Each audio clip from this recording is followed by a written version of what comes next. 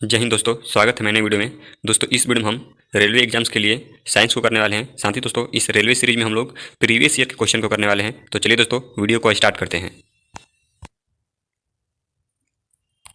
तो दोस्तों यहाँ दिया हुआ है कि पानी से भरे एक गिलास में रखा गया नींबू गिलास की बगल से दिखने पर इसके वास्तविक आकार से बड़ा प्रतीत होता है। इसका कारण दोस्तों प्रकाश का अपवर्तन है। दोस्तों प्रकाश के अपवर्तन के कारण ही पानी में कोई चीज़ जो है डूबी रहती है तो हमें अपने वास्तविक स्थान से ऊपर उठी हुई नज़र आती है। जैसे कि दोस्तों आप सिक्का को पानी में डालते हैं तो वो ऊपर नज़र आता है, लगता है कि वो पानी में ऊपर की ओर है, जबकि वास्तविक रूप से वो पानी में नीचे की ओर रहता है।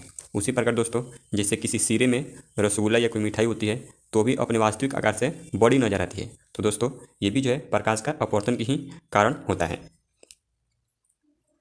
आगे दिया है किसी वस्तु द्वारा उसकी स्थिति या विन्यास द्वारा प्राप्त ऊर्जा को स्थितिज ऊर्जा कहा जाता है। तो दोस्तों किसी वस्तु द्वारा उसकी स्थिति या विन्यास द्वारा प्राप्त ऊर्जा को स्थितिज ऊर्जा कहा जाता है।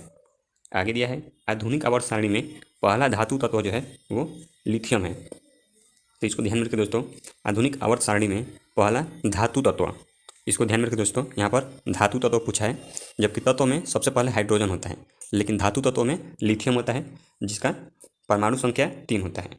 आधुनिक आवर्त सारणी में दोस्तों, आधुनिक आवर्त सारणी की जो है इसकी खोज मेंडलीफ ने की थी।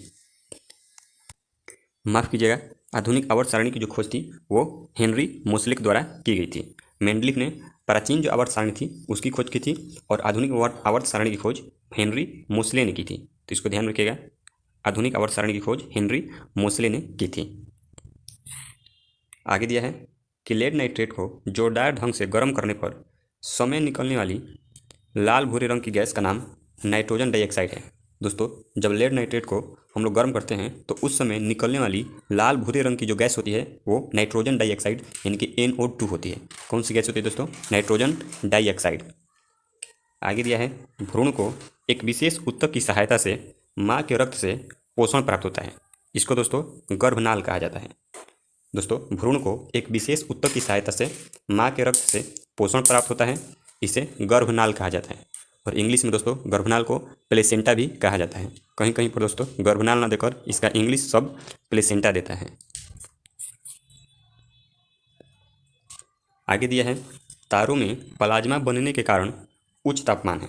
तारों में दोस्तों प्लाज्मा बनने का जो कारण होता है वो उच्च तापमान होता है, अर्थात उच्च तापमान के कारण ही तारों में प्लाज्मा का निर्माण होता है। आगे दिया है ओडोमीटर एक ऐसा उपकरण है जिसका उपयोग गाड़ियों में दूरी मापने के लिए किया जाता है। ओडोमीटर दोस्तों ये दूरी को मापता है। जैसे दोस्तों आप मोटरसाइकिल बाइक चलाते होंगे तो उसमें भी ओडोमीटर लगा रहता है जो कि हमें डिस्टेंस दिखाता है, अर्थात दूरी दिखाता है कि हमने कितना दूरी तय किया है। आगे दिया है प्रोस्टेट ग्रंथि मूत्राशय के नीचे मौजूद होता है। प्रोस्टेट ग्रंथि दोस्तों ये मूत्राशय के नीचे मौजूद रहता है। आगे दिया है ऑक्सीजन की आपूर्ति पर्याप्त होने पर नीली लौ उत्पन्न होती है। दोस्तों जब कोई वस्तु को जलाते हैं और उस समय प्रचुर मात्रा में ऑक्सीजन उपलब्ध रहता है तो उस समय नीली लौ निकलती है। इसको भी ध्यान रखिए दोस्तों, ब्लू जो है ब्लू लौ निकलती है उस समय जब ऑक्सीजन परिपूर्ण मात्रा में उपस्थित रहता है। आगे दिया है संवेग की इकाई केजी मीटर प्रति सेकंड होती है। केजी मीटर प्रति सेकंड, क्योंकि दोस्तों संवेग जो है द्रव्यमान और वेग का गुणनफल होता है। संवेग दोस्तों द्रव्यमान और वेग का गुणनफल होता है, जिस वजह से द्रव्यमान का केजी और वेग का मीटर प्रति सेकंड हो जाता है और इस तरह संवेग की इकाई केजी मीटर प्रति सेकंड हो जाती है। आगे दिया है हाइड्रा का प्रजनन मुकुलन द्वारा करता है। हाइड्रा दोस्तों मुकुलन द्वारा प्रजनन करता है। साथ ही दोस्तों हाइड्रा जो है पुनर्जनन के द्वारा भी, जिसको इंग्लिश में रीजनरेशन कहा जाता है, उसके द्वारा भी ये प्रजनन करता है। तो आप ध्यान रखिएगा हाइड्रा पुनर्जनन और मुकुलन दोनों के द्वारा प्रजनन कर सकता है। आगे दिया है CO2 में कार्बन की प्रतिशत मात्रा 27.3 होती है। CO2 में दोस्तों कार्बन की प्रतिशत मात्रा जो है 27.3 होती है। दोस्तों यहाँ पर आप CO2 का द्रव्यमान अणुभार निकाल लेंगे। CO2 का अणुभार निकाल लेने के बाद उसमें उतने अणुभार में कार्बन की कितना द्रव्यमान है उसके थ्रू 100 से मल्टीप्लाई करके आप कार्बन की प्रतिशत मात्रा निकाल लेंगे, अर्थात कार्बन की मात्रा बटे में पूरा अणुभार और गुणे 100 से गुणा कर देंगे तो कार्बन की प्रतिशत निकल जाएगी CO2 में। आगे दिया है दोस्तों आधुनिक आवर्त सारणी की तीसरी अवधि और 8वें समूह में रखी गई नोबेल गैस कौन सी है। दोस्तों तीसरी अवधि यानी तीसरे आवर्त और 8वें समूह यानी 8वें वर्ग में रखी गई नोबल गैस कौन सी है? तो दोस्तों वो आर्गन है। वो आर्गन है जिसका संकेत Ar होता है और परमाणु संख्या 18 होता है। आगे दिया है अस्थायी ऊतक स्क्लेरेनकाइमा एक पौधे को कठोर और मजबूत बनाता है। दोस्तों जो नारियल का जट्टा होता है उसमें स्क्लेरेनकाइमा ही होता है जो कि उसको जटिल बनाता है। दोस्तों इसमें एक लिग्निन नाम का द्रव होता है जो कि ठोस में परिवर्तित हो जाता है, जिस तरह से नारियल का जो जट्टा है वो कठोर हो जाता है। आगे दिया है किसी एकल आवृत्ति की आवाज़ को टोन कहा जाता है। किसी एकल आवृत्ति की जो आवाज़ होती है दोस्तों उसे टोन कहा जाता है। आगे है प्रजनन के लिए फूलों में आवश्यक अंग पुंकेसर और स्त्रीकेसर होता है। दोस्तों पौधों में यानी कि फूलों में प्रजनन के लिए आवश्यक अंग पुंकेसर और स्त्रीकेसर होता है। आगे दिया है दोस्तों एक शुष्क सेल में ऊर्जा जो है रासायनिक ऊर्जा के रूप में संग्रहित रहती है। शुष्क सेल में दोस्तों ऊर्जा रासायनिक ऊर्जा के रूप में संग्रहित होती है और रासायनिक ऊर्जा बाद में विद्युत ऊर्जा में परिवर्तित हो जाती है जब हम शुष्क सेल को काम में लाते हैं तब। आगे दिया है 1 वाट 1 जूल प्रति सेकंड के बराबर होता है। 1 वाट दोस्तों 1 जूल प्रति सेकंड के बराबर होता है क्योंकि वाट दोस्तों शक्ति के मात्रक है और शक्ति बराबर कार्य बटा में समय होता है। आगे दिया है तत्वों को उनके परमाणु द्रव्यमान के आधार पर वर्गीकृत करने का श्रेय डमित्री मेंडलीफ को जाता है। दोस्तों मेंडलीफ ने अपना प्राचीन आवर्त सारणी दिया था और उन्होंने परमाणु द्रव्यमान के आधार पर उस आवर्त सारणी को दिया था, लेकिन आधुनिक आवर्त सारणी को मोसले ने दिया था और मोसले ने इसको परमाणु संख्या के आधार पर दिया था, तो इसको भी ध्यान रखिएगा। आगे दिया है आधुनिक आवर्त सारणी में धातुओं को बाईं ओर रखा जाता है। धातुओं को दोस्तों बाईं ओर यानी कि लेफ्ट में और अधातुओं को दाहिने ओर यानी कि राइट में रखा जाता है। आगे दिया है किसी परिपथ में विद्युत प्रवाह इलेक्ट्रॉनों की गति के द्वारा संभव होता है। किसी परिपथ में दोस्तों विद्युत का जो प्रवाह होता है वो इलेक्ट्रॉनों की गति के द्वारा संभव होता है। साथ ही दोस्तों इसको भी ध्यान रखिएगा, जो विद्युत होता है विद्युत धारा इलेक्ट्रॉनों के प्रवाह के विपरीत दिशा में प्रवाहित होती है। विद्युत धारा दोस्तों इलेक्ट्रॉनों के प्रवाह के विपरीत दिशा में बहती है यानी प्रवाहित होती है। आगे दिया है गतिज ऊर्जा 1/2 m इंटू वी स्क्वायर के बराबर होता है। अर्थात दोस्तों गतिज ऊर्जा जो होती है वो 1/2 m इंटू वी स्क्वायर होता है, जहाँ पर m द्रव्यमान है और v वेग है। और साथ ही स्थितिज ऊर्जा जो है स्थितिज ऊर्जा का फॉर्मूला mgh होता है। m द्रव्यमान है, g गुरुत्वीय त्वरण है और h ऊंचाई है। आगे दिया है भार का ऐसा ही मात्रक न्यूटन होता है। भार दोस्तों इसका ऐसा मात्रक न्यूटन होता है। आगे दिया है चूने के पानी में कार्बन डाइऑक्साइड गैस प्रवाहित करने पर यह दूधिया हो जाता है। ऐसा कैल्शियम कार्बोनेट के निर्माण के कारण होता है।